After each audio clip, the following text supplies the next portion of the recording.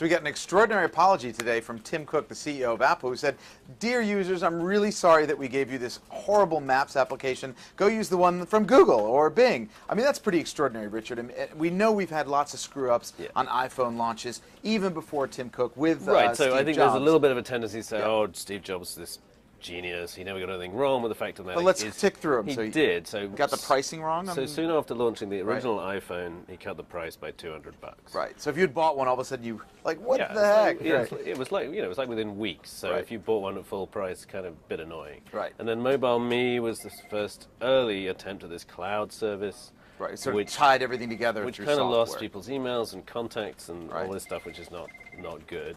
And the antenna on the 4. Exactly, the antenna on the iPhone 4, which I think was really a geek problem. It wasn't a problem for the user widespread experience problem. in the way that this is. That what we have now is the user experience has been diminished. I mean, people, you and I were talking about it. I was on 52nd Street yesterday, and I tried to find a place that was a block away, and it sent me to Brooklyn. Yeah, and I had a similar problem. So what you had was this pretty good Google Maps app, which Apple used, and they replaced it with their own. They wanted to do some different things with it, which is easy to understand, but it's clearly not ready for prime time. So is this I mean, Rob, you've written about every one of these glitches since 2006. I mean, is this the end of, the... Apple's response is even a bit, okay, we're sorry.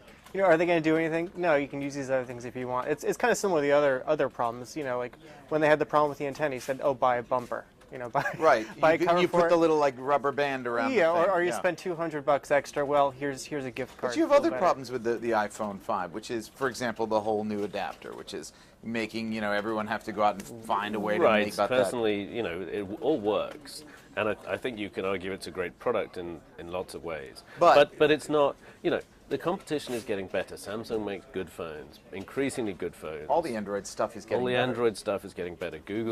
Apple's handed Google the ability to say, look, they can't do it. Our stuff, our Maps app, when we make Android too, our Maps app works really well. And you can argue that this has cost Apple $20 billion in market cap. I mean, that every little thing gets amplified such a lot. You're now a $700 billion company, more or less, right? Well, 600. 600 billion, okay. Yeah. Who's counting 100 billion? Right. But I mean, the stakes are much larger. The stakes are much higher. The competition is there. Everyone's going to want a piece of that 600, 700 billion dollar. And the whole Apple thing is the user experience, the ecosystem, as people call it, right? And if that sort of springs holes, then it's not necessarily a problem today or tomorrow. The Maps app will get better. Yeah. But down the line, people will say, well, Apple had that problem. Android may be a bit clunky, but so was Apple last time. Do I switch? Okay. Thank you, Richard. We'll be back with more Breaking Views next week.